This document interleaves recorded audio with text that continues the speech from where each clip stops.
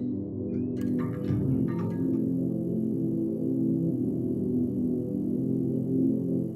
everybody, how's it going? Mediacube Podcast is back. Roman and Ivan, we're still talking remotely. And today's a new portion of updates brought to you by YouTube, Instagram, and TikTok. And since we're a YouTube MCN, we're focused on YouTube, we'll start with that and then proceed on to some exciting news and updates from TikTok and Instagram that may be useful to you as creators. Right, hi Roman, how's it going? Hi everyone. It's great, Ivan. It's great. How are you?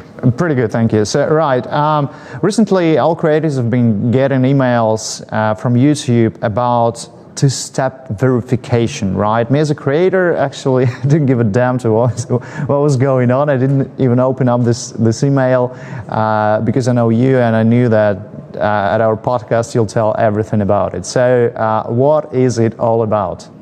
Two-step verification is not a unique and new thing, but it's just being implemented constantly and everywhere, and the level of its implementation is growing with every day because of numerous situations when the accounts are being stolen by bad actors on the platform. And that's why YouTube decided to add an additional layer of your account protection when you're entering the YPP, and it's two-step verification. So everyone has to go through this procedure from the 1st of November. Everyone who is now in a YouTube Partner Program or who is going to become a YouTube Partner Program partner, let's say. All right, so correct me if I'm wrong, but this feature is only available for creators who are within partner programs, right? So if you're just a standalone creator, an independent creator, this feature will not be available for you, and you No, Ivan. It's about the everyone, every Google user can enable two-step verification right now, but they make it not obligatory, an optional feature. They make it compulsory, obligatory, to go through the two-step verification procedure when you're entering the YPP program. And I'm talking about YouTube Partner Program, not when becoming a part of MCN or something like that. From that moment, when you want to turn on the monetization on your channel, you're becoming the YouTube Partner Program member. And at this point, you need to go through the two-step verification procedure. Right. So this is nothing very special about it, right? This is a standard verification procedure that you have to tick a couple of boxes within your account.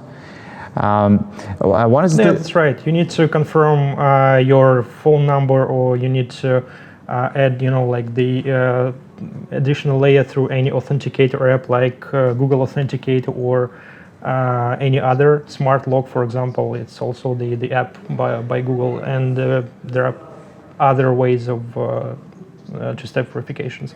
You can choose the one that you like most. Right, got you. So that is more convenient for you. The only thing I seem to not be getting right now is November the 1st is the date before which all creators need to set up. No, beginning from the November the 1st, it's going to become compulsory. All right. It's going to become obligatory. You will not. If you are a member of YPP, you will possibly lose the access to your account, and you will have to enable the two-step verification from this point. It will not affect anything. It will not affect your monetization. It will not affect your account. But in order to get into your account, you will need to go through this procedure, beginning from the 1st of November. Right, I see. Got you. So guys, please make sure to make it. It's pretty simple before November the 1st. It's pretty simple, and it's very important, because the situation with accounts account stealing is very actual right now. Right. Yeah. So this is just for your safety's sake. Make sure to do so before November the 1st. All right. Thank you. Let's move on. Another update from YouTube has something to do with audio library attributions, right? Yeah, that's right. Right. What exactly is an audio library? Is it an audio library that YouTube has as a copyright holder, right? Yeah, that's right. This is that very library that you can find in your Creative Studio, and where you can download the different sounds that you can use for the background for your videos. And they are going to make the attribution of the music that is used there.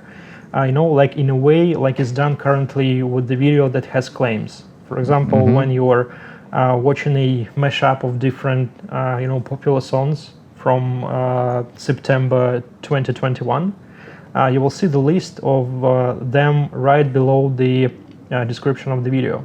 For example, if there is some claims from Universal Music or Sony Music, etc., you will see the names, the artists, and the musicians, and you can go right from this, attribution to the art track where you can listen to this particular song, this particular track, and they're going to implement the same for audio library. Okay. So when you're using music from the audio library, the attribution is going to appear right below your description.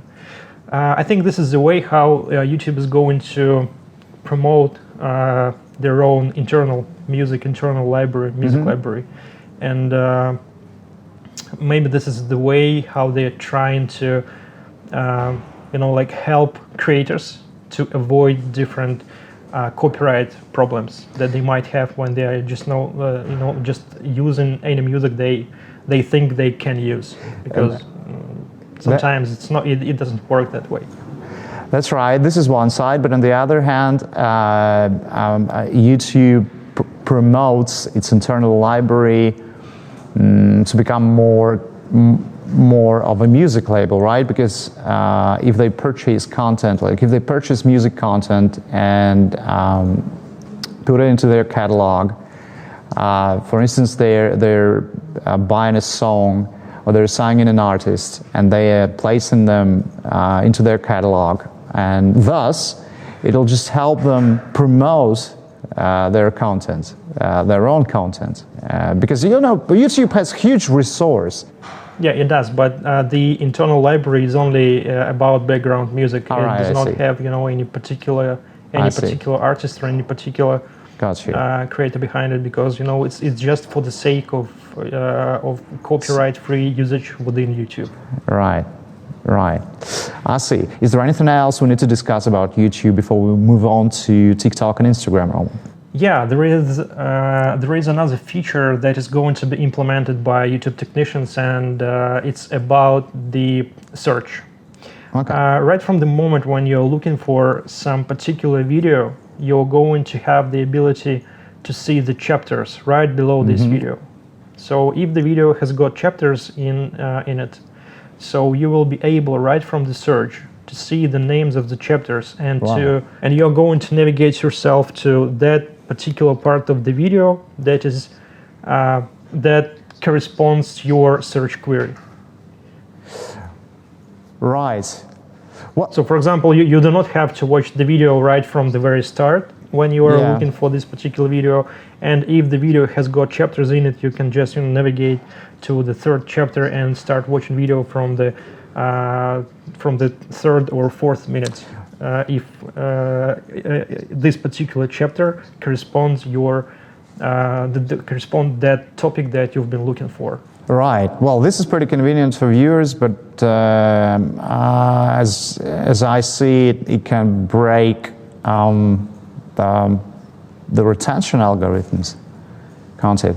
Like possibly, Ivan. That is possible, but I think that it's going to be more, engaged viewing at this perspective, because if there is a navigation directly to that particular chapter that you have been looking for, so I think in other way the viewer could just skip your video, like listen to to the next one, Yeah. trying to find the exact Yeah. thing that he was looking for. And if there is a chapter within the video that is not completely entitled to this particular topic that you've been looking for, so you just lose the additional viewer, and you can lose, you know, several minutes or several dozens of minutes that you could have. Right. It could be a possible life hack for those creators who make sponsored integrations. Well, usually brands require that their integrations be in the first couple of minutes of a video, say the second or third minute. In which case, if you make chapters, it may actually drive people away from an advertisement, which is not good for brands. So a life hack may be that. Yeah, that's correct. Yeah, that's correct. so a life hack may be that if you have sponsored content within your video, try not to use chapters, because this will. Because this is yeah, you know, Ivan, it's search is not the biggest traffic source, and it will never be. But sometimes for any channel, for several videos, it's the case when the search traffic is on the first place. But when we're talking about the search, you know, it's on the fourth, on the fifth place of the entire traffic, and if it reaches 15%, it means that the video is very good for search. Right, but nonetheless, if you collaborate with a brand, like for the first time, I mean, you're interested in establishing a long-term cooperation and bundle integrations, it's better not to use chapters, at least for the first time, because it may somehow influence the performance. And hence make brands make decision not to collaborate with you in the future, but use any means that make your videos effective anyway, which in this case it's better not to use chapters if it works like it does, like you just described. All right, Roman, thank you. I have a couple of updates from TikTok and Instagram. They're kind of interchangeable. Well, first news is that TikTok launches stories. They rival each other. There are a lot of rivals for TikTok and for Instagram apart from each other, but still they try to rival each other and somehow change users' behavior and bring something new onto both of their platforms. So first story is that TikTok launches stories, trying to compete with Instagram, definitely. So this exactly the same vanishing posts formats. The stories on TikTok will disappear in 24 hours. Stories already are launched in a couple of countries outside of the US. In the US, definitely they're still not launched here where we are, but if the experiment goes well, they'll definitely launch it here. But they're still not pretty much sure whether they want to continue. This is just a test launch, and they're going to see whether it will work, because definitely TikTok is not about stories, it's about short form videos. Stories are also short form videos, so what's the difference? Then if you make a short form video that is forever there to stay on your profile, or you make the very same short form video that will disappear in 24 hours, then what's the difference? So, but still they're experimenting and they want to check it out and they want to see how it works. So maybe they will add some new exciting effects or features to stories that will be somehow, well, definitely they should. That shall be somehow different from what they have on Instagram. But nonetheless, this is now our they definitely need to have some kind of motivation behind it, because currently I just cannot think of any. It's interchanging short form videos for a short form video and trying to compete with Instagram from the point of view of stories. Right. When Instagram is trying to compete with TikTok by launching the Reels. Exactly. That was my second news. But we'll see. Yeah, but regarding TikTok and their competition with Instagram in the domain of stories, what I can think about is that maybe, that in the soft, about cooperation with brands, As far as you know, there are several ways to cooperate with brands on TikTok, and they promote heavily hashtag challenges. That is a huge campaign approved by TikTok in China, and there's a lot of bureaucracy about it, and it's very expensive. And there's another option, which is called soft ads.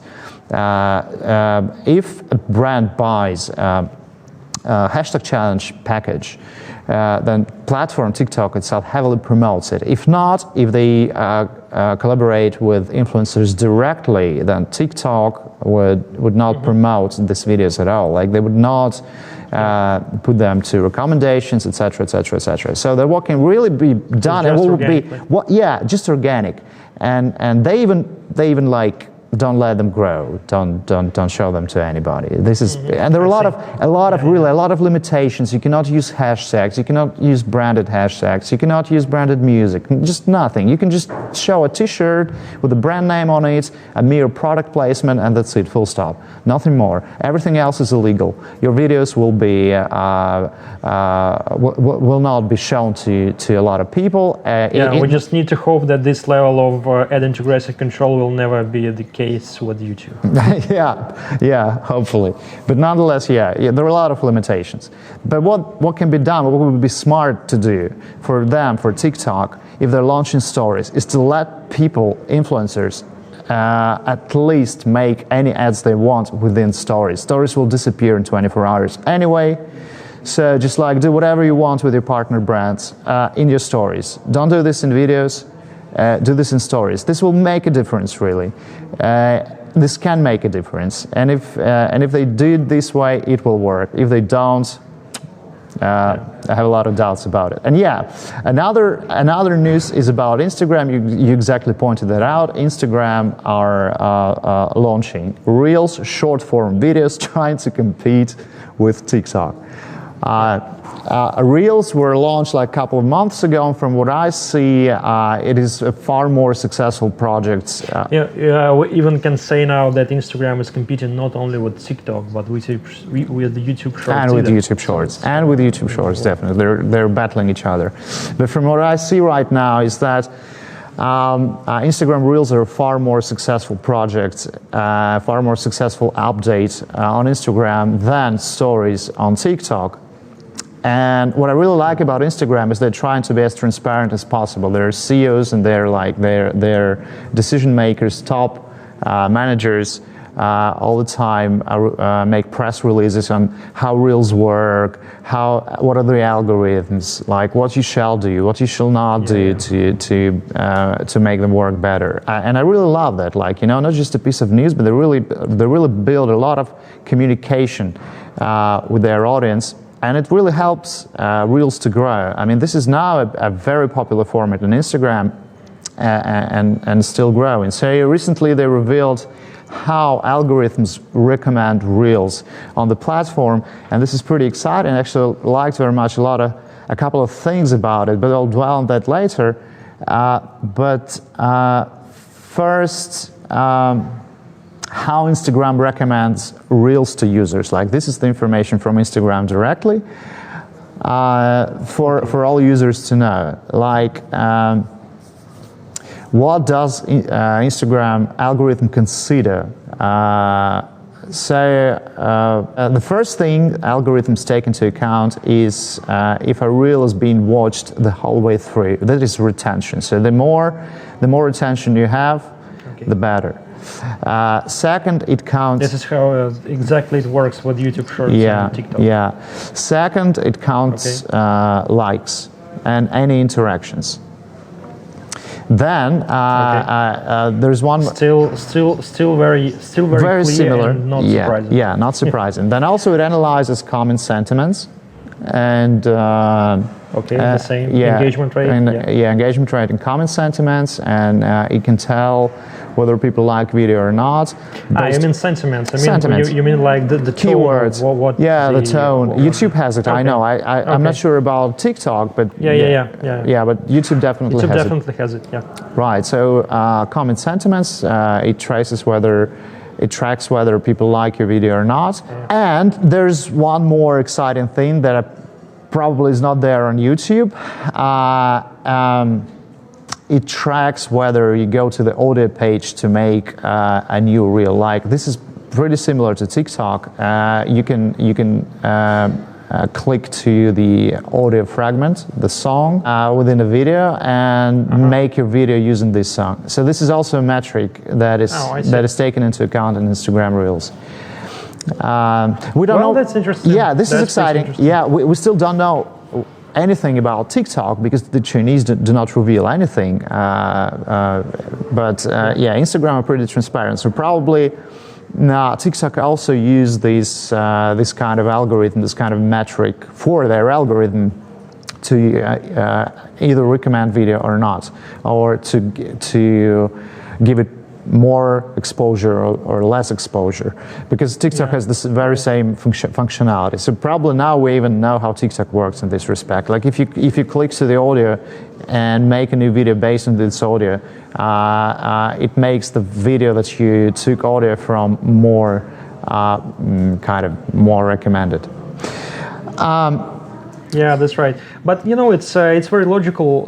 It's from the logic wise, it's very a good thing for Instagram to have, because if there is an incentive or somehow the motivation for another user to create a video and post it to Instagram, so it means that it has to be promoted, or this or the other videos with this particular sound has to be promoted.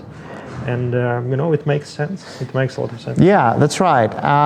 And also a very important thing about Instagram algorithm is that algorithm considers which reels a user has engaged with in the past and whether they've had any direct interaction with the content creator. So there is something unique, I think, about Instagram, is that it can track even your direct messages.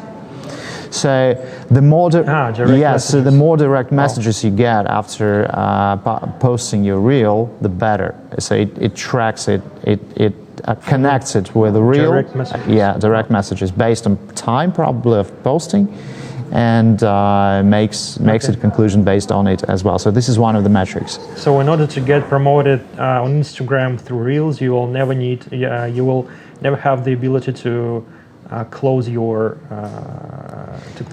probably yes you can, but actually it will make you worse if you will lose some part of the organic promotion. This is right. From the algorithm. Yeah, this is right. And also just a sec, I'll try that. Also definitely depends on the types of content. And this is interesting. There are several types of content Instagram won't recommend, regardless of how popular the creator is or how much engagement the video receives. Now, Instagram avoids recommending reels for the following reasons. The video is low resolution and/or watermarked. If it has watermarks from other platforms, makes sense. From TikTok makes sense, really. And now, regarding the quality of videos, it reminds me of an app that was called Firework. They also paid a lot of attention to the quality of their videos. Yeah. Whereas TikTok does not give a shit, I think. And now the most interesting part is that Instagram would avoid recommending any video containing political content. Like no political content on Instagram. Or if the video was made by political or government figures. Can you imagine that? So like if you... Yeah, that's... So if you if you indicate in your profile that you work for any government, that you're a politician. Don't post any reels. No sense, no use. Well, this is funny on the one hand. How do they track? How do they define which content is political or not? Okay. This is probably the margins. The margins are not clear. Yeah, that's for sure. Yeah, this is a challenge, but nonetheless, they can understand from your profile if you indicated there that you're part of a governmental body or a politician, it will just not promote your reels. So the last advice from Instagram SEO regarding Reels promotion is keep the subject matter light and friendly for all audiences. And this is the final point I wanted to discuss. Yeah. So let's be winding up, guys. Basically, he just told that guys, create some Reels and don't think about algorithms. Yeah, create some Reels, don't think about algorithms, a couple of life hacks, that's it. Don't be politicians, love, peace, friendship. That's it. That's all. That's all Instagram is Create about. content and don't be a politician. That's right. That's it. Right. So thank you, Roman, for this short talk. We'll be back in a week for Mediacube Podcast. Roman, Ivan, bye-bye. See you soon. See you guys.